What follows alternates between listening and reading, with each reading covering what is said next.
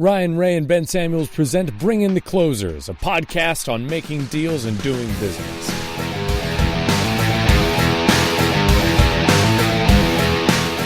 Welcome to another edition of Bring in the Closers podcast. Ryan Ray alongside the one, the only Ben Samuels. Ben, I'm actually on bringintheclosers.com, and I haven't looked at this since it went live. It went dead.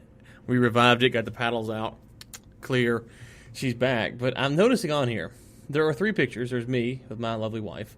There's you, and then there's Nate. If you look at these pictures, it appears to me that my picture is the largest, yours is slightly smaller, and then Nate's is almost an oval.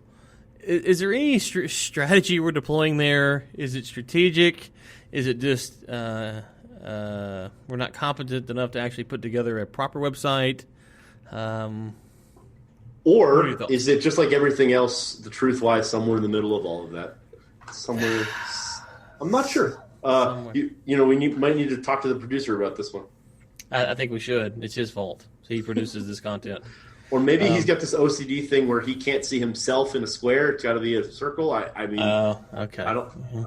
Which reminds me, we do have a number, the bat line, 682-422-4105. That's 682-422-4105. You can hit us up with text or voicemail there. Bringintheclosers@gmail.com for emails, questions, commentary, things along those lines. Ben, last week was a holiday. I was in Denver, and it was Yom Kippur. And so my question is should I expect better treatment? You know, I don't know why I'm asking this. You already trashed me on LinkedIn yesterday. Never mind. Let's get on with the show. We are doing an episode like 15, 16, so never mind. I should expect better treatment. Go ahead, sir. Oh, no, that was a fantastic intro. I don't know why you're letting me hit the floor. I had, you're right, I did celebrate. Go ahead. No, go ahead. Sorry. No, I just observe Yom Kippur this past week. I'm not clear what you're talking about on LinkedIn yesterday. That's what my facial expression was. I don't remember what the comment was. But I called you the undisputed LinkedIn champ, and you still had to come in there and you know, you still had to come in there and give it to me a little bit more. I called you the undisputed champ. I mean, yeah, but if you're going to try to take the throne, you're going to have to deal with some of that process. It is what it is. I don't know what to tell you. I'm sorry, Ryan. I apologize. Actually, that's you don't apologize. Don't lie. Yom Kippur is last week, okay? You don't start. A little peek behind the curtain. I won't go off too much of a tangent, but keep in mind. For those of you that are Jewish listening to the show, you'll know this. But between Rosh Hashanah and Yom Kippur is where you're written. Jews believe that you're either written into the book of life or the book of death. And so by Yom Kippur, it's already been decided. So now I can do whatever I want. I mean, I got free reign now. Free reign. You did. Okay. Yeah. Well, that's your. I hope my mom doesn't listen to this. Your mom loves me. She's one of my favorite people in the world. So, Mom, love you. Somehow you made a good impression. Unclear how. I haven't been able to ask because I don't really know if I want the answer. But no, you did well. Actually, both my parents. Somehow. I have that effect on people. Not on you, obviously, but people. Well, I mean, smart people, high intellect, high character, high quality people. I mean, you've now met my dad. You quasi sort of talked to my mom through me. I haven't even met the wife yet. It is what it is. I see how it is. It's okay. You met my kids, 2 of them. You met 50% of my kids. I've met 60% of the clan now. Now see, higher math is tough. I could do 4 divided by 2. Now we're getting into you've met 60% of the clan. I guess 50%. Me, 2 kids. I've got 3 kids, 2 kids and a wife. So you met 50% of the Ray clan. You have met. Making progress. Just like your LinkedIn views for the week. Wow. There it is, folks. This is the great insight you come to this podcast for. Ben, undisputed LinkedIn champion. What are we talking about today? So I was reading an article recently in, I think it was the Houston Business Journal, that was talking about. It's not a new topic, but it's something that I've always thought a lot about, and I think that you and I are going to have some insights on this. It was an article just talking about the utilization of college and the really need for the masses to be going to four-year universities, taking on what usually is pretty sizable debt to be able to do that, and really in this economy, in this world, and going into the future, into more artificial intelligence and technology and all these things, is the paradigm of universities really should that be prescribed to for the masses? So I thought it'd be interesting to talk about that, because I think there's so much value in so many people, so much of the communities, across the country, across the world, getting into trade schools and really learning a skill, learning a trade, and then through that, if you get out there and you can work for somebody and kind of learn the ropes, you can also find so many success stories of people that are able to parlay that into their own business, and then you're able to realize the American dream, maybe in a different style. But I think I don't know if you know the numbers off the top of your head, but I mean the average tuition in this country is $40,000 plus per year. That's not even really including room and board and other expenses, etc. And that really just it prices out a majority of the country in general. But then also the people that can quote unquote afford it, they're in massive amounts of debt for a long time. So I thought it would be interesting. I know that was kind of long winded, but I thought it might be interesting to kind of have a conversation, within this podcast about the trade schools and kind of what that allow those skills, and that really allows you to realize, because like yourself, you didn't go to a four-year university, you didn't go to college, and so and look at where you are today, and so I thought it would be kind of an interesting conversation. Maybe I would have you beat in LinkedIn if I did go to college. That's kind of my first takeaway. That might have helped. Since you brought it up again, I will say I thought it was interesting. So the man has a top 20 all-time. Oh, good Lord! Here we go. Let's get back to college. No, see, you open the door, and I'm gonna have to close it for you. And so I understand that he posts very little compared to how much I post. I think I probably put out about 75 or 80 posts on LinkedIn per week. Ryan puts somewhere between maybe 6 and a dozen. And every time we talk about the views, he always says, if I posted more, it would be up there. But I mean, you probably get 100,000 plus views per day on the other podcast. And so at least, that's a low day. That's a low day. All right, circling back now that I've closed the door, we can come back to you gave me the Stone Cold Stunner. I laid there flat. You did the Hulk Hogan run off the ropes, and then you leg dropped me. I'm over the count 1, 2, 3. Ben is the champ. So this is a subject that is kind of near to my heart on a lot of levels, because I didn't go to college. I mean, I did go. I didn't finish. I'm a dropout officially. How long did you go? So the first time I went, it wasn't even a year, and I was going for a specific reason. I was going to be a football coach, and I wasn't going to do it anymore. And so I had no reason to go, because I didn't like school generally. I was just going for that, and I had to have a degree for that. I've gone back a few other times to get the degree, because I feel it almost creates some kind of inadequacy in me, like, oh. And there are certain things I'll openly admit I do have deficits in, because I don't have not a college degree, but certain college classes that I would have gotten if I would have gotten a business degree. There's certain things I just fundamentally, I can go pick up a book and read them, but now it's like, okay, is it worth my time to read it or pay someone to do it? So there are certain deficits I do have. My general rule of thumb is, if you're going to be a lawyer, now there's some exceptions to all these rules, but let's just say general rule: a lawyer, a doctor, an engineer, something like that, then I do believe you should go to college. I do think that if you have the skill and intellect that going to, and I'm not picking on one university here, but let's just say Texas, which is a reputable university, but it's not Harvard or MIT. So I don't think that is as important as it used to be. But there probably are some rare exceptions where maybe getting an MIT is important over Texas. And I think you could go a college close to me like Tarleton State. You could probably pick up the Tarleton State degree, which is a lot cheaper than Texas, and probably get the same things done with your life. Because once you get into the workforce, people begin to start looking at you, where you are, who you know, and what you've done. It seems that initial threshold, the degree and where you went, is a lot more important. I don't ask any of my doctors, Ben, where they went to med school. Not a single one. Now, I might ask them if they have on like a sports shirt. I'm like, oh, did you go here? Because I'm curious about. But I don't. If I had a doctor who said I went to whatever LSU med school or Texas med school, I don't even know who's got med schools. I wouldn't be like, hold on, let me. What year did you graduate? Okay, so y'all ranked 32nd that year in medical degrees or whatever. I wouldn't do that. The doctor's been around. He's been in practice, and so at some point the degree almost becomes irrelevant because your work speaks for itself. So I think that's kind of how I view things. So again, to kind of recap, if you're going to work for a very let's just throw out, ExxonMobil. And ExxonMobil has a certain division, and they really only hire the top candidates. And historically, they've only hired MIT, Brown, and Harvard grads. Okay, yeah, in that case, you should really go after that degree. If you're going to be a lawyer and you're going to be just suing people or litigating, I would say save the money and probably go for a smaller, cheaper law degree wherever you can find that at. As far as trade schools are severely undervalued. And I think that is something that most degrees, 4 years, should be trade degrees because you could get stuff. And what I use for this example is...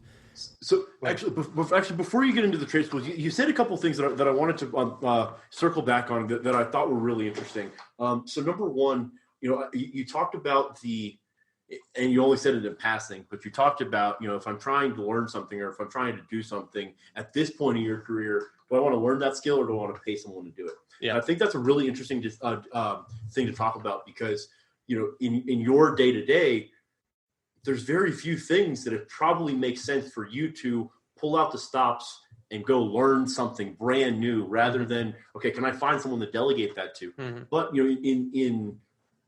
as a teenager or as a young 20s, one of the things that you do want to do is latch onto something and immerse yourself in it because then you have that knowledge and then you can kind of grow from there. So I think it's a really interesting dynamic in terms of just kind of where you are in the process, whether it makes sense to learn something and get your hands dirty and really get into the nitty gritty versus do I just want to pay someone to do this because it's not worth my time.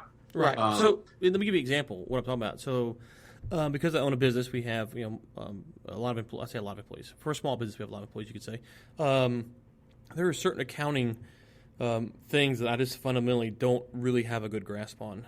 Now, with that being said, I can look at a P&L and I can figure out if we're making money. I can figure out a multiplier on our hourly wages. So at that level, I can figure out what I need to do to be profitable. But there probably are more advanced metrics I could deploy that would really help me hone in. Now, I don't know if that's one accounting classes, two accounting classes, So the things I'm talking about are stuff like that. Now, my grammar is very poor, and that's more of a function of not paying attention in elementary school and high school. So those are things that I could have. I would say, okay, if I wanted to focus, there's a handful of things that's not a 4-year degree. That's not even 1 year. That's like, we'll say 6 classes I probably could take, and I've got some books over here on some of that stuff, and I'll get through them and I'll read them and do that. So I think most people are probably closer if you're in what we're doing, Ben, and this is kind of where you're at. This is what you need, those 6 things to be rounded off. Whereas if you're going to be an engineer, I have no hope of being an engineer. There's so much math and all these classes that I don't even that's a 4-year probably. It could probably shorten from 4 years, but the way that the traditional system's set up, it would take 4 years to even do that. And I wouldn't even be ready to engage in that process today because I'm so far behind that curve. Yeah, and no, absolutely. I think the other thing I wanted to touch on that was really interesting, and I think you and I may say it a little bit differently. You mentioned for a second about the the utility of the prestige of the certain university that you're going to, and I think there's a lot to be said for. I think that if you go to, I think it works both sides. If you go to like a Harvard or MIT or a USC or even a University of Texas or those kind of schools, they have massive alumni associations, and they have there are times where you can call, hey, you're calling a law firm and just like getting an interview because you went to the school of the alma mater sort of thing. And so I think to a degree that the school that you choose does have a lot of weight. That's not necessarily to say that someone should gear themselves or or hone in on the more expensive schools and the more prestigious, but it is something to certainly think about. And then on the flip side, I think it's really interesting that you mentioned that kind of once you get into the workforce, you're at that point you're really going on your track record, right? You've moved off of what your degree was, what your GPA was. But that being said, one of the things that I wanted to kind of hear what you had to say about it, and I'm curious, how our Square Globals takes care of this, or sees this issue, I guess. When I was trying to get into my very first job, well, actually, I guess it was more in internships. I was interviewing for internships right after I had graduated from my post-BA program at Western State, and it was the conversation of okay, the employer is saying there's an entry-level position, but in order to qualify for this, you need 2 years of experience. And I would say, well, I have school experience. I got this degree, but I don't have any field experience. But I need an entry-level position. And so there was this disconnect of like, okay, so how am I supposed to get an entry-level position with no experience if the prereq for the entry-level position is experience? And so I'm curious, how you see that, because even more so, I might imagine if you didn't go to university and maybe you don't even have a trade school certification or something like that, those might be even like two quote unquote like strikes against you, in addition to the fact that you don't have the experience. And so how might somebody, in your opinion, or talk about it for a second, I'm curious, how might somebody kind of break into the industry if they're trying to go in-house, because that's a qualifier, right? I mean, if they're independent, it doesn't matter. But if they're trying to get in-house, what are some ways that they can kind of close that gap, or what do you thought? So that's a great question, first off. So entry-level positions at my company need to be qualified. I have a couple that I categorize. One, I have a standing offer that if you are desperate and need a job, not if you're employed, if you're desperate and you need a job, because if you're employed, I don't want to hire you unless I know I can keep you employed. So that's why I make that qualification. So if you need a job, I will give you a job today, sales, 100% commission. I will tell you where to call. I'll give you kind of some scripts. I'll let you call and I'll pay you commission right now. Now, eventually I might get to a point where no one's ever taken me up on that offer, but I will offer that to anyone that says, man, I need a job. And you can work 20 hours a week for me doing that and go still hunt for jobs. We'll work with you. So that's the first thing I would say. We'll give you a phone. We'll tell you where to call, give you a little script, smile and dial, get it done. We'll pay you commission 20 hours a week, 30 hours a week, 40 hours a week, much as you want to work. And then we'll actually, if you do a good job for us and you go interview for Ben, we'll write you a reference. And we'll say, hey, Ben, Tom's been in here. He's been working 20 hours a week. He's pounding the phone. He hadn't had success yet, but literally came in, said, I'll do anything you want today. That's if you have no experience, like you have nothing that we can take you with. We offer that because, listen, I've always said that if tomorrow, if R-Square Global closed down, I have a handful of people I'm going to call that I think, okay, these people can get me a job, da-da-da-da. If that doesn't call, I've got a family of 4 kids and a wife, I'm going to go get 2 or 3 jobs just to make sure revenue's coming in and things are going on. So I'll be working 60 hours a week within 7 to 10 days. Just if that's McDonald's, Pizza Hut, and Burger King, I don't care. I'll be working just to make sure there's revenue coming in. On top of that, I will then call back those 10 people that are in my kind of close circle and say, hey, listen, you give me 100% of commission, I'll come on today. Just tell me who to call, I'll come on today. Because I'm confident that I will be able to do that if I'm desperate enough. If you hear those things about you don't make a sale because you're not wanting to breathe, like you need water or whatever. Yeah, I would be wanting to breathe.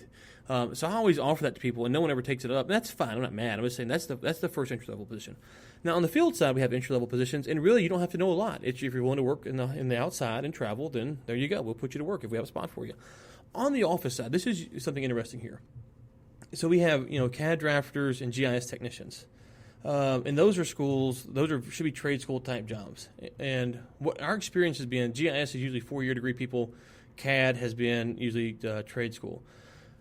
Regardless of where they come out at, we still have to train them on the job because they can just really run the software at a very high level. So our offer is that if you come in with I'm looking on Esri.com right now, I think they have like a 30-day or 60-day course, whatever. If you come in and you bring that certificate that says, hey, I've got a 60-day Esri course, or you buy an AutoCAD online course for a couple $100 and you complete that, you've done what you would have done at the trade school. So if Ben, you came to me and said, hey, I want a job as a drafter. I'm like, well, can you draft? No. We would say, okay, well, if you go take this, if we have a position open, we'd say, if you go take this course, come back and show us you completed it, we'll hire you.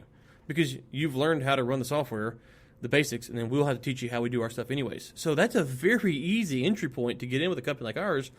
And a lot of people, again, they don't take that, which is really interesting. And it's like, because once you get in with us, now maybe some companies won't hire you because you don't have a 4-year degree or whatever, but odds are you can probably keep working for the rest of your life in these disciplines, and the cost to do it with Esri or whatever the online CAD classes I'm testing right now is really cheap. I'm looking here on Esri.com right now, and I can't see a price, so we'll keep on going. But so those are 3 ways to get in with my company if we're hiring. And if we're in a spot where we can bring on someone that we got to train, is 100% sales commission. We'll put you on that. In the field, we'll put you out there. You don't have to know anything, and you'll learn. And that's actually a good job you can have, feed your family with. AutoCAD or drafting. You can take a 30-day course, and literally a 30-day course usually is at your own pace. You could probably pound that thing out in 2 or 3 days. These are pretty basic commands inside these functions in these programs. You could actually learn. So that's how we try to incentivize that. What's the phone number that I'm calling for the sales job after we get off recording? 911. Tell them you're looking for Ryan, and give them your address. Say Ryan's missing. I'm looking for him, and give them your address. I think something bad's happened. That's what you should say. Just give them your address. Does it matter who picks up? No. It doesn't matter. The louder. So I'm not asking for like a specific person. It's just no. Just call frantic. If you're frantic, you get a better response. Yeah. Ryan's missing. I think I did something to hurt him. He might not be responsive. Please come. Give him your address. My name is Ben Samuels. That's what I would do. That's the best way to do that. And that was 9 and then 1-1. Yeah, 9 and then 2 1s. Exactly. That's helpful. Thanks. For anyone who's actually looking for a job, you could send us one at info@gor2.com. That's info@gor2.com. That would be the best way to get in. And so you heard on the podcast, and we'll try to take care of you if we can. Does that help? Does that answer your question, though, Ben? Absolutely. And then I want to circle back to one part of the question, the second part, because I want to push back on you for a second, or just kind of volley it back. So what advice would you give to someone that's trying to break into the industry, into a major that does have that qualification of, hey, we need you to have 3 years of experience. Hey, I don't have the experience. What are some ways, or is that not the answer? Is the answer go get another job to get the experience and try to bolster your resume so that you can then circle back? Yeah, the majors are different because they do have, a lot tighter requirement. The question that we've had this on the Textile Guys podcast a lot, and the question that we always say is, so if you wanted to go to Exxon and they have a requirement, the question that they have to answer is that requirement, it's this degree plus experience, or is it this degree and or this experience? That's a little bit different there. So let's say that you have some kind of drilling job. Can you go to a small E&P, learn that trade, that skill at Ben Samuels E&P for 3, 5, 7 years, and then call them back up and say, hey, I want to come work for you guys now? That's a question that you have to take on a company by company basis, and then you have to also understand that no matter the answer here is that the degrees take 3 to 4 years, the experience takes 3 to 4 years, and 3 to 4 years, both of these things could change, right? So if you don't have it now, if the baseline is you have to have a degree and experience, and you're trying to find out do you get another degree or not, that's one thing. If you're coming out of high school and it's like a petroleum engineer degree, well, okay, then they're not gonna probably reduce that requirement. But if it's like, okay, I'm not really sure, they might let me in if I go back and get a master's. A master's is 2 years.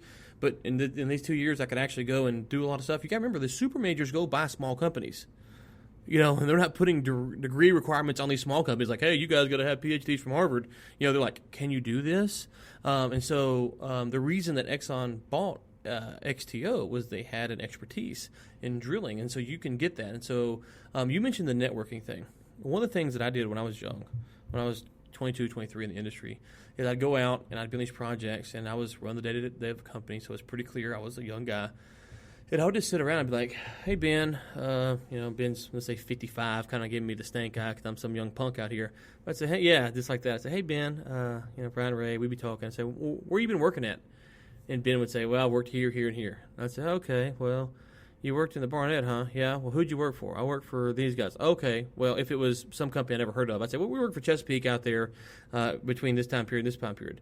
You'd be surprised at how just throwing that kind of verbiage out gets you connected with someone, because that person goes, oh, well, I know someone over at Chesapeake. Did you know this guy? What department was he in?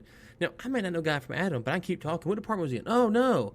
He was over there. No, we were over here doing this. You might have remembered this happened. Oh, and the next thing you know, by the end of that 5-minute conversation, you feel like you're best friends. Even though but a lot of times it'd be, oh, I was working for these guys, and then do you know so-and-so? Like, yeah, I know so-and-so. Well, now you're really synced in. So if you're not going college route on the network, I think the professional network is a good way to go too.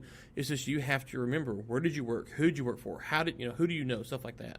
Absolutely, and I certainly don't want to paint the picture that it was like an either or. I think, no, you didn't. It certainly worked in tandem, but actually, to your point, I guess when I said that, I was thinking about outside of energy. So take energy off the table for a second. If you're just talking about a new law grad or a new doctor or pick an industry that's not energy specific, I would imagine that having a degree from MIT or Penn State allows you, if the president of the company they're trying to get hired by went to that alma mater, I think that does give you, and let me know, obviously, unless the president had a bad experience, right? This is not a unilateral thing. Yeah. But I think there's certainly an element of the prestige of the university, and then also, like you said, the networking.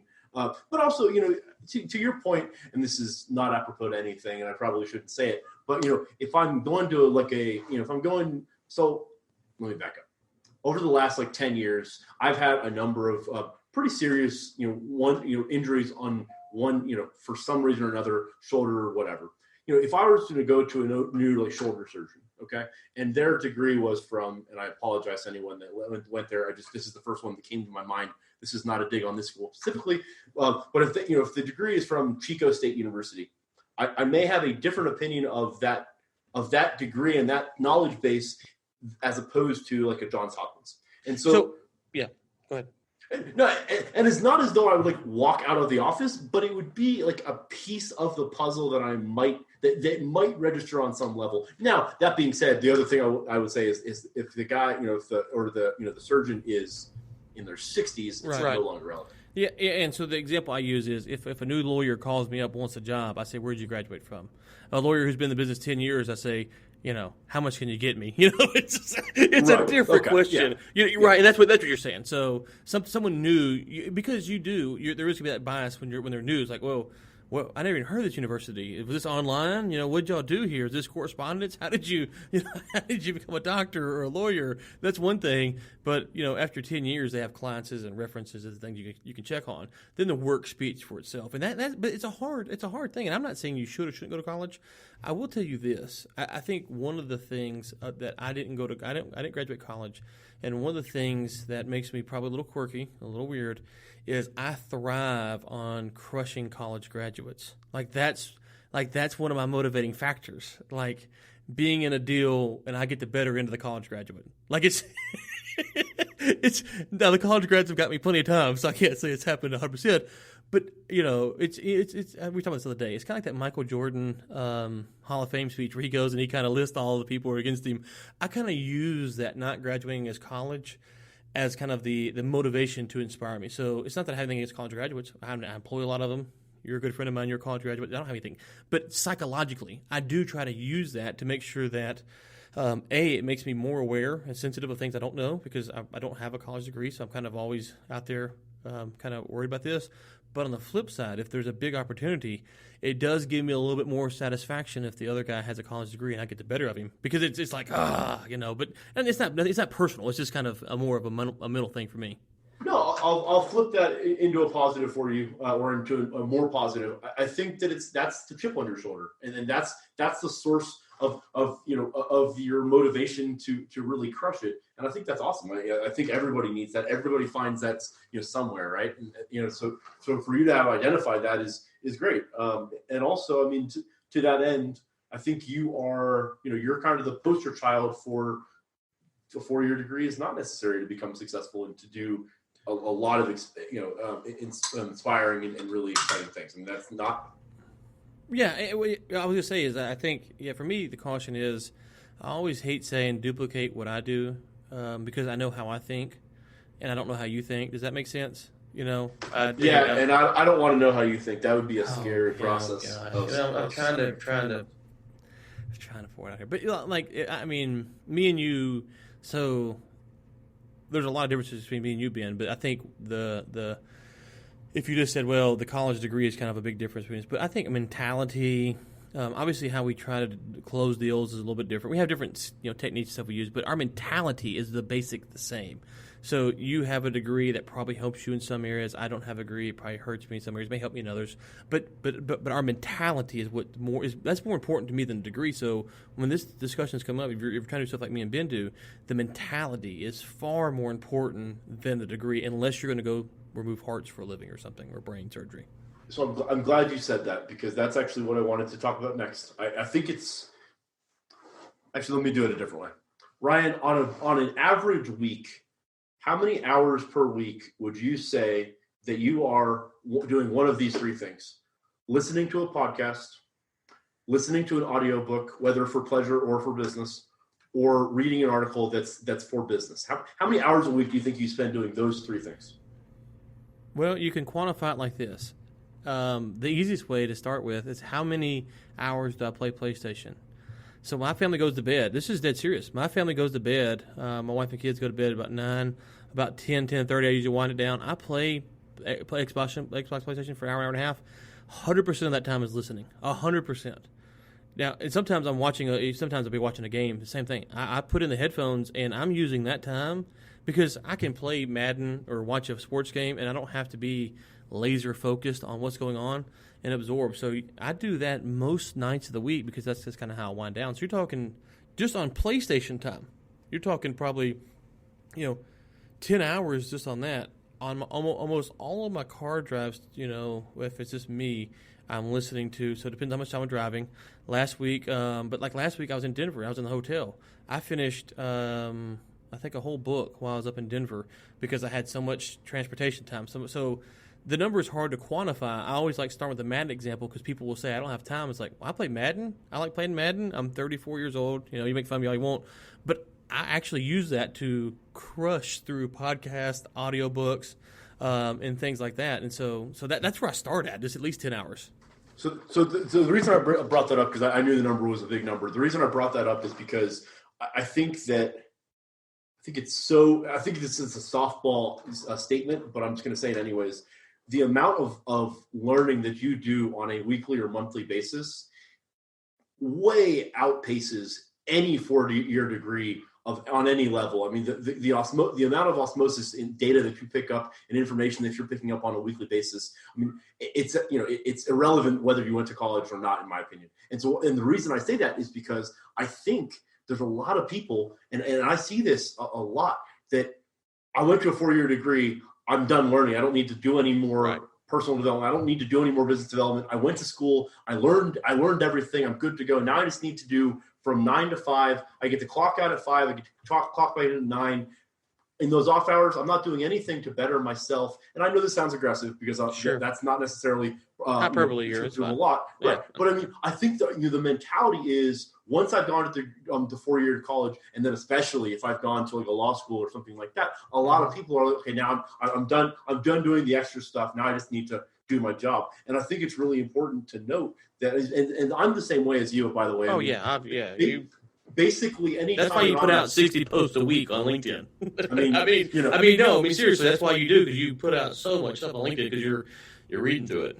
Yeah, no, I think I've talked about it, but as through my process on LinkedIn, I probably post about 65 to 80 posts a week, and I really only post maybe one in 8, 1 in 10 articles that I'm reading, and so that means I'm reading about 1,000 articles a week. Yeah. But but anytime I'm in the car, I'm listening to podcasts. I mean, it's organic to the process, and I think that's why the people that are. Let me say it a different way. Let me put a positive spin on it. The people that are doing that, I think they find themselves so far ahead of the people that aren't, that at some point in the career, the people that aren't are looking around, are like, where did everybody go? Right. It's, and so I think that's a really interesting dynamic to kind of supplement the other stuff that you're getting. Yeah, and I think one thing I always like to point out is I don't know if it's the right term, but active listening. So an example is if I'm listening to a fiction book, I always use this example, and then I'll go to a podcast in a second. So if I'm listening to a book where it's a spy thriller, and the good guys are the U.S., the bad guys are Iran or whatever, and they get the guy and they torture him, they find it, they save the day. So I read that, and it could be a good book, or let's say it's a good book. I enjoy the book. However, I also think about the implications of what the character did throughout the book. And if that was in the real world, how would I judge that character? Would I say this was good or bad? Now, I can still enjoy we'll call it artwork for the novel, whatever, for this conversation. But I also think about the implications of what the character did, because that's how you round off your skill set and you think about scenarios. On the flip side, I was listening to a podcast last night. It was a sports podcast, and they were talking to Fox Sports News, the analytics guy. And they're talking about how advertising works and the analytics and baseball. Remind me to the baseball stat in a minute. But anyways, and at the end of it, he said something pretty interesting. He goes, "We have more data than we know what to do with to sell to advertisers. We have to be able to tell the story of what the data means." Now, me as in the podcast business, if I want to sell podcast sponsorships, it's always kind of how do you present these numbers, but that statement, because I'm actively thinking about podcasts, how to make my podcast better, how to grow them, whatever. That statement goes, oh wait, hold on, this guy is, he's not talking about how to sell podcasts. He's talking about doing deals with huge, and but active listening. I take that and I draw that out, and I come to my team today. I'm like, hey, this guy said this. How do we present a story about our podcast that resonates with advertisers? And now, listen, you might be listening to this and go, hey, you dummy, that's obvious, and that's fine. But I'm looking for those types of things, whether it's in fiction, whether it's in sports podcasts, news podcasts. I'm always looking for those things, trying to pull them out to help me. No, absolutely. I think we talked about it on a previous podcast, and I'll make it brief because I think we covered it. But one of the sources of information, and one of the things that I'm plugged into, I think more than most, are the people like Gary Vaynerchuk, Grant Cardone, Ty Lopez, Ed Milet, Andy Frisella, those kind of people. And there's a lot of people that listen to their messages and they get very turned off on them, but because they're very aggressive people, and they say things you don't want to hear. A lot of times that they say things that are in my opinion clearly hyperbole and just to say them. And a lot of people kind of hear that noise and they're like, oh, that's whatever, right? Whereas when I'm listening to those things, I have developed a strategy and developed the ability to completely ignore all of the noise and get to the core of the message, because I think those people, those guys, in addition to many others, but I think at the core of the message that they're presenting, there's a wealth of invaluable information. And if you can kind of ignore the hyperbole and get to the nitty gritty. And so to your point about active listening, I mean, that's what it takes. It takes actively listening to not only what's being said, but what's being intended by what's being said. What's the message behind the message? Because if you're just listening to the words, I would argue that you're a lot of times you're missing most of the point. Yeah, no, I think you're dead on. You brought up Ty Lopez, so I don't have a lot of his stuff. I don't. I every now and then he'll come across my feed and I'll kind of listen, but you're talking like a handful of times a year. But one time someone was interviewing him, I think is what it was, and they were saying you're a scam. You're basically a scam. And he knew coming into it, that it wasn't like a trap deal. Like he kind of knew they were going to come and grill him on if he's really who he says he is. Anyways, and one of the things he said that stuck with me, and I respected him about this. He said, you can go to college for 4 years and get a ton of student debt, and they're not guaranteeing you nothing. If you take my course and whatever course he's promoting, 30, 60, 90 days, if you don't get a job or make money or whatever it is, we give you your money back. And I thought, okay, you know what? I don't care what I think about you. Generally speaking, I don't have an opinion on Ty Lopez one way or the other, but I did respect the point he made there. You talk about cutting through the noise or getting to the message. The real message there is, go drop $120K on college debt, and then call me when you could have taken my course for $1,000 or $500, whatever it is, and I'll refund you. So theoretically, the real thing is take assuming you want to, you could take his course, get your money back, and then go to college because it didn't work, and then drop the $120K. But don't call him a fraud, because he's at least offering your money back if it doesn't work. And so I thought that was I thought what he was saying there. And again, I'm not speaking to the validity of what he says or not. I don't know enough about the man, but I did respect that he's willing to say, hey, here's my product, and this actually works, and I'll give you your money back if it doesn't. And so I think you talk about listening to what's going on there. That's a pretty profound message, because if you go to law school and you don't get a law degree and you have this great network and you have all this stuff, law school you is not going to be like, oh, we're going to give you your money back. Sorry about that. Oh, you can't pass the bar. You got to take another bar. You got to take another bar class to do it. Sorry. So I think that there is a lot of validity into what you're saying, and thinking about some of these things these guys are saying. What's behind that? And there's a lot. Anyways, that was a profound statement by Ty. I've always respected when he said that. Yeah, no, I think that's really valuable, and I think that comes from the conviction and the confidence and the desire to make it happen, right? I mean, this all comes from the inherent desire to really make something great of yourself. And I know that sounds grandiose, but the reason I say that is because something I was thinking about when you were just talking is, and I don't know necessarily if this is something I would hang my hat on, but to a degree, I think there are a lot of people that just go to college simply because it's the thing to do.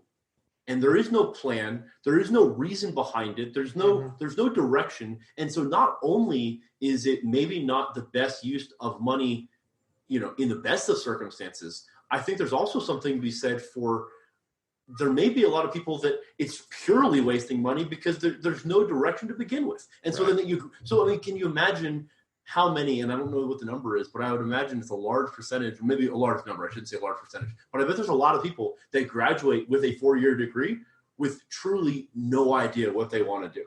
And to me, that means that something along the chain broke. If you're graduating from a 4-year degree with no direction, you're the person that should be going to trade school, right? Yeah. Because that gives you that direction. And so it amazes me that there's so many 16, 17, 18-year-olds that are blindly just signing up. And you said 120. I think the number is closer to 200. That would be nice, yeah. I'm blindly signing up for hefty 6-figure debt, with no plan in place. And just to be clear, if I slapped you with a $200,000 debt today, you're not a college graduate that's 23 getting your first job. If I said, hey, you owe me $200K, start paying on it, you would not be happy. You have to have a substantial amount of money before $200K is irrelevant. So if you're going to get out of college with an $80K a year job, which is a good paying job, $200K is a substantial amount of debt. You got to buy a house. You probably can get married. You're going to have kids. So I know. I think you're right. I will say this, to your point about the 16, 17, 18-year-old deal. We have pushed the immediacy of graduate high school, start college, and we've lost the ability for young college age people to try things. I think that's the travesty, partially because it is a 4-year commitment. That's a long time. But my advice would be this. I had a friend many years ago, and he wasn't making a lot of money. And he was married, had one or two, I can't remember, a couple kids. Anyways, and he was thinking about changing careers. And what I told him was, I said, listen, this is the least amount of money you will ever make in your life. This is the least. You're only going to make more. If you change jobs now, it's easier. You go 3 years from now, you're going to make more money. It's harder. So college-age kids, high school kids need to understand that. That's probably, now post-college, depending on what's going on, but 17, 18 years old, you're making a minimum wage, $10 an hour, whatever it is. That's the least money you will probably ever make in your life. That's when you have the ability to go roll the dice. Because if you fail when you're making $10 an hour, there's 1,000 other $10 an hour jobs. If you fail making $150 a year, there's a lot of those jobs, but they're in high demand and high competition. And your mortgage is higher, and your expenses are higher. So I think we've lost that, hey, go risk it when you're 18. I'm not talking about go risk it like travel the world and waste the 4 or 5 years doing nothing. I'm saying go try to be an entrepreneur. Go work 6 months in a job, see if you like it. Yeah, go work 6 months in a different job. Go see if you like it. Yeah, no, those are the years where you can afford to not have a plan and afford to kind of play with it and kind of figure it out. Because think about how many people, when you were just talking, I was kind of running through the list. Think about how many people in your life that you know that are, let's say 27 and older and just straight miserable in their job. But they're stuck in it because they cannot afford to change because they have a wife and the kids and the house and the mortgage and all the other things. And so to move on, to pivot would be too much of a risk. Think about how many people in your life that describes. It's staggering. And the reality is that 27 is probably the cheapest it's ever going to be for you to pivot to, right? So even though it's hard on purpose, right? No. Yeah. I'm agreeing with you saying that. If it's hard at 27, imagine 35. Imagine 44, because at 44 you're looking at retirement, going, okay, I've got this much vet. So and I'm not saying. I think that sometimes the message of quit and change jobs and all that stuff is overhyped and overplayed. Maybe you should suck it up and maybe make an 80K and whatever. I'm saying, but for those younger people, 17, 18, 19, 20 years old, you got a 3-year window there where you can try to be an entrepreneur, you can try sales. A lot of people think they like sales and they don't. And so they don't find it out until they put themselves in a bad position to do that. You can find out at 18 selling cell phones if you like it or not.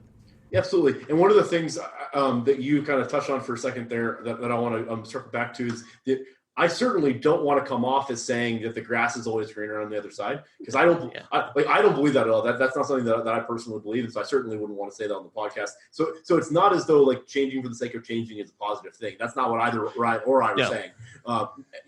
But it's about from like 16 to 19 or whatever. When you're younger, you have more fairway and more free time, or you have the ability to pivot into other things and experiment, because you don't have nearly the responsibilities that someone like the Ryan or I do, or No, I mean, I think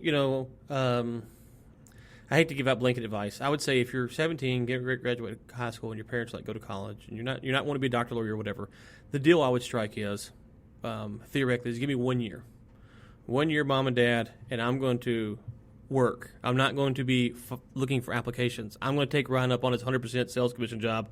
I'm going to work. I'm going to go fish for crabs in Alaska. Whatever it is that you think that you want to do, give me 1 year to try it out. And if that doesn't work, then maybe I go to trade school or college or whatever. I think most parents, if you have something, we consider that. None of these are blanket statements. You have to evaluate it. And again, I go back to something I said a long time ago, or not a long time ago, earlier in the podcast, is I hate to give too much advice because my mentality, I know how I think. And I have a good friend, and he's you're going to give me so much crap about this. He's getting an MBA, okay? And this is a guy I have a lot of respect for, super smart guy.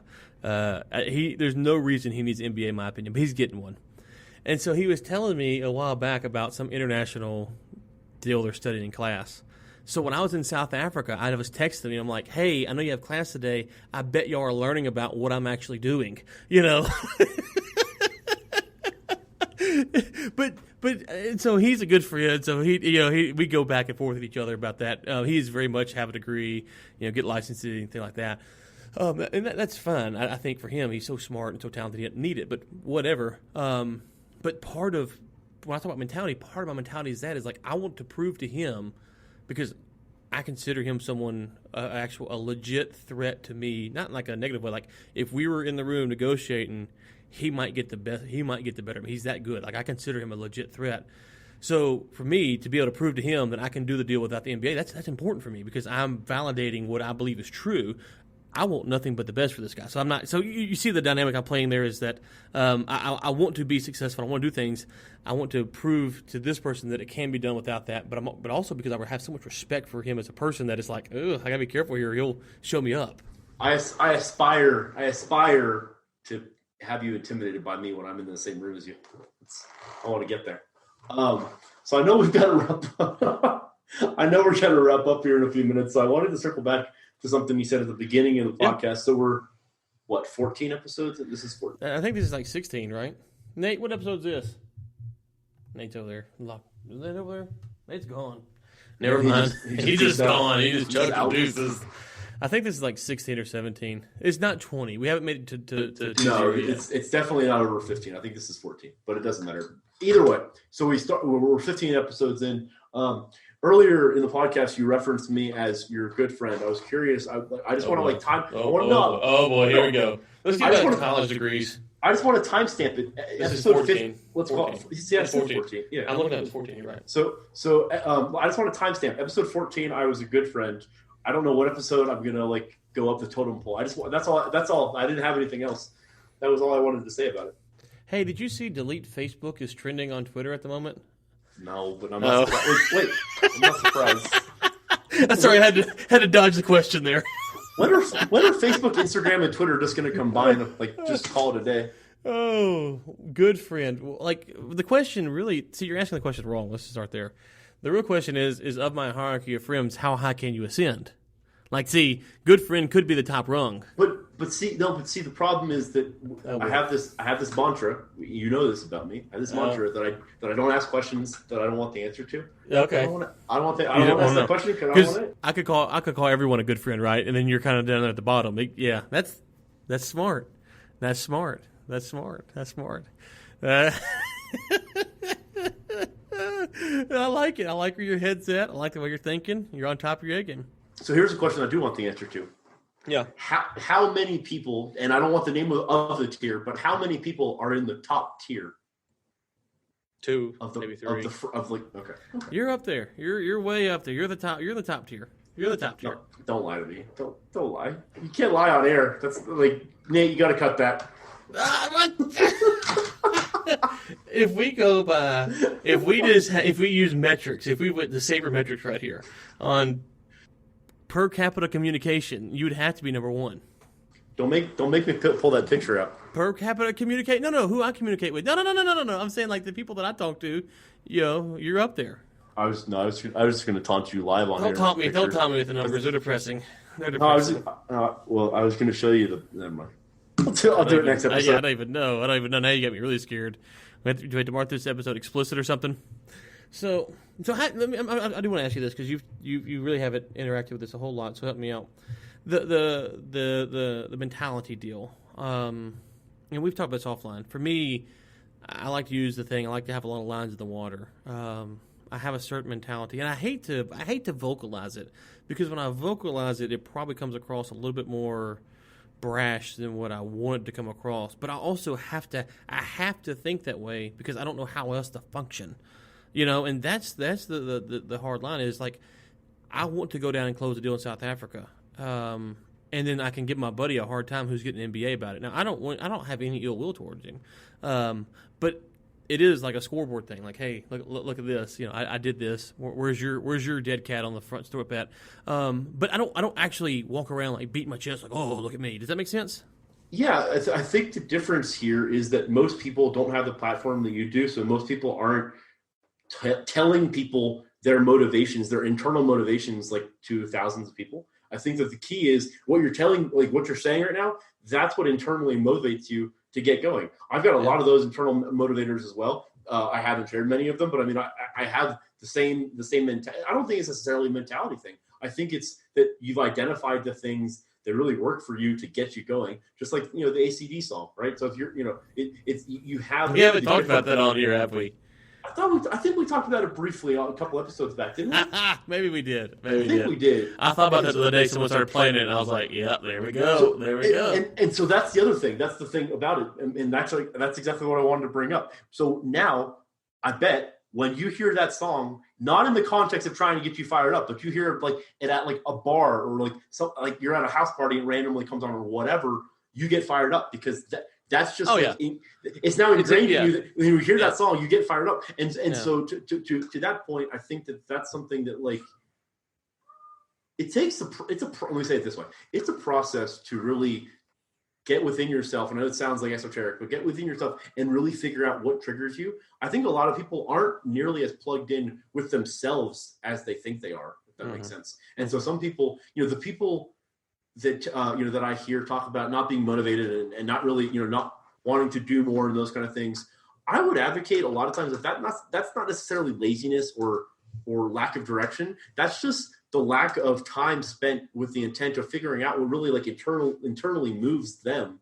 Because I think that everybody has that. I think everybody has those buttons that if you push them, you just get you'll want to light the world on fire. But unless you like listen to the podcast that we do and do the external, motivation type of things and kind of expose yourself to those, those elements. I wonder if it's really like difficult for some people to really tap into that. Yeah. And I think part of it is, I think some people have a 9-to-5 and they like their 9-to-5, but they listen to guys like me and you or Gary Vee or not with the same vein as those guys, but whatever, Ty Lopez is like, oh man, I want what they got. And what I'm saying about mentality, that's part of what I'm getting at is if you like your 9-to-5, bro, don't let me talk you out of it because be content, be happy there. Like I think so much of this, we talked about this before. Everyone should be an entrepreneur, and I do not think that's the case. I think that's a very false narrative.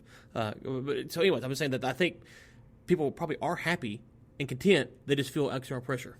So now I understand what you were saying before. No, I completely agree. In terms of, no, I think you can listen to Gary Vee, this podcast, any of those type of things, Grant Cardone, et cetera, and implement those things within a 9 to 5. I'm not advocating for like, if you're in a I don't think either one of us are, obviously, but we're not advocating for like, if you're in a 9 to 5, these things are offline to you and not available. I mean, that's certainly not the case at all, right? I mean, these are skills that you can, and so the motivation isn't necessarily like go run my own business, but the motivation can be, how can I be the absolute best X for my client? Yeah. So let me say it like this. I've read How to Win Friends and Influence People probably 3 or 4 times now. Okay. There's very little from that book I can practically use. It's just not my personality, but it's got a lot of good stuff in there. I actually think a lot of stuff works. By the 4th time, I've probably implemented more than I did the first time. But it's a very slow process.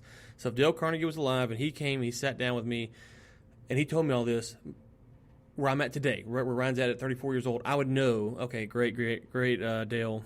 It's not really my thing. I'm not. It's not wrong. It's just not me. My fear with telling people stuff is I'm always afraid, because I'm self-aware enough, and I hate to say this because it sounds very egotistical, because of my self-awareness that I know what I'm not, I'm always afraid to project what you should be, which is me, because you might not be like me. That AC/DC, Thunderstruck, Live may not get you fired up, and that's fine. So you have to kind of balance these things and figure out, as you're saying, what pushes you, what motivates you, how you hone that in, and try to do you. To your point, though, I want to make one more point here. One of the things, and I almost wrote an ebook about this, how to get your boss's job, and maybe I will one day. Do you know how easy it is to get your boss's job? Like, to me, I think that is, we're talking about going and closing an international deal, 16-hour plane flights, international lawyers, contracts. That's a pain in the butt. It really is. You want to get your boss's job? I can hook you up with that. That's actually pretty easy. Because unless you are really incompetent, your boss is super competent, the level between you and your boss is probably not that much. I'm talking about large spanning corporations where it's just a slow incremental step. Now, small businesses, you could see that because a manager might have a lot of different responsibilities. But in large companies, taking your boss's job probably isn't that hard. That's an important distinction I was waiting for you to make. But yeah. I mean, you're not talking about going from like the guy sweeping the floors to the CEO of the company. I mean, you're talking about working up the chain. But yeah, working up the chain. Important. Yeah. Yeah. Well, your immediate boss, and so like I go into companies, a large companies, a lot of times, and you'll see the manager, and you'll see 3 or 4 of the subordinates that are a lot sharper, a lot closer, and so taking the boss's job is quite easy. The answer is to get the boss promoted. You'd be surprised. You'd be surprised. Yeah, that's actually. I was going to go out from the other way. I was just going to say you'd be surprised, or you may be surprised at how often, just day in and day out, executing your job and doing the little bit extra, like things that we've talked about on the podcast. If you just do those little things extra, those are the things that'll just like you'll look back and be like, I just passed. I just laughed at everybody because your boss will get promoted. In that case, because you're going to make – see, like I said a few episodes ago, this is something that a lot of people don't talk about. I think it's important. If you want to be an entrepreneur, and not all entrepreneurs, but the kind of stuff that we do. If you're in an engineering firm where you're designing bridges, it's probably a little different. But the kind of stuff that we do, the best entrepreneur would be the right-hand man for their client. And the right-hand man makes their boss. So if I'm working for Bill Gates, I'm going to make Mr. Gates – I'm going to call him Mr. Gates. I'm going to make him look good. I'm going to always have his best interest at heart, yada, yada, yada. And that's if he's paying me to be his personal assistant or he's paying me as a consultant outside. It doesn't matter. I'm going to make Mr. Gates look good. I'm going to be the best right-hand man Mr. Gates has to have. Same thing with your boss. If he's incompetent, make him look competent. Get him promoted because eventually, if he's really incompetent, at some point he'll get promoted and get fired because he's not really competent. Maybe he's more competent than you realize, but making him look good will get him promoted. And then you have the better shot of actually getting promoted because you showed that you were competent. And to me, that's something simple. It kind of gets lost in the user term, the noise sometimes. Yeah, I think that's really interesting. I don't think I've really given that much thought. That dynamic, but I think you're absolutely right because you think how many people get really very egotistical about their work, and then when like someone else gets promoted out, they get like, oh well, that was my work or that I did that. I think there's really interesting dynamic for just kind of playing the game and putting in the work and just organically having the trust in the process that you will benefit from that. Because, if someone else gets promoted out of their position, you might be able to fill that and kind of climb the ladder. And that's an interesting dynamic. I hadn't really thought about that. Yeah, but what do we do as deal makers? We try to make both sides look as good as possible so that the deal gets done. We try to present the best case possible. We try to hold their hand. We try to walk them through the process to get the deal done. And in turn, we get a promotion, aka a check. So it's I don't know about you, but I like my promotions better than the other ones. I don't know. Yeah, sure. Am I allowed to say that on there? I'm sorry. I apologize. I don't even know what that meant, but I would rather get the check than get like president to CEO or like. No, right. So my only I agreed. The only thing I'm saying is it was a facetious comment. I got you. I understand. And the only reason I'm making the comment about getting the boss's job is because some people could listen to this and go, "Oh my God, college, not college, da da da." And the reality is, they just want their boss's job.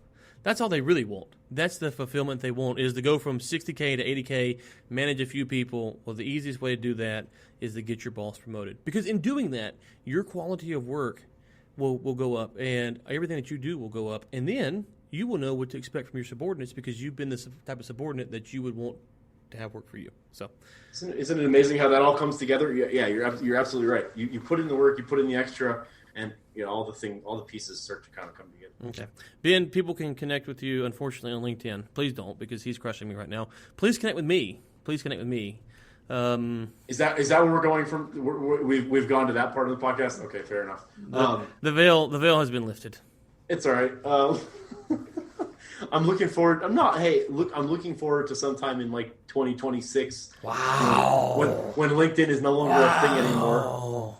I will pass you. Yeah, I'll pass you like right before they shut it down. I'm going to call up Microsoft like, please let me pass him for 1 week. So please don't connect with Ben. But listen, you don't got to connect with him. Just view my profile more than Ben's. That's really the stat we're going for here. It's a vanity stat. And bringintheclosers@gmail.com if you want to give us any feedback on the podcast, any questions you want us to answer. I actually put out – so I'll say this real quick. I put out a post, I think it was last week, on LinkedIn about, hey, having fun doing the podcast, and I was soliciting engagement. I will say it off. I was soliciting feedback. I got a couple of responses, but I didn't get enough. And so if you have something that you want to hear about on the podcast, or if you have feedback about what Ryan can do better, reach out to us. Let us know. Shots fired right there at the end. This mowed me down. The bar has been to turn on record. I have faithfully done that. Faithfully. You did do that? I don't think I heard it today. Did you? Yeah, it's recording. It's recording. Right. It says it is. I don't know if it actually is or not. I can't confirm or deny, but it says it is. Bringing the closers. Connect with Ben. Connect with me on LinkedIn. I will be at the Bush China Foundation here in 2 weeks, talking about international policy, breaking it down for you. I don't know what I'm doing. I'm on the hackathon, so I'll be talking about that. Yeah, we're gonna hack a foreign policy. Not like, whoa, this is getting off the rails quickly. This is so he's going to China to hack something. Just good Lord. Visa. He's going to China. He said he's going to China for a hackathon. I didn't. Yeah, I can't. Yeah, that's all I mean. A hackathon is when you sit down with a group of people and you try to fix a policy and propose it to the conference. That's the only hacking I can do. I can't even spell hack. I'm getting off this podcast because I'm getting in more trouble than I know what to do with. The CIA is now listening. It's going downhill. Ben Samuels, great as always, good friend. Like that shot. To the listeners, we'll talk to you next time.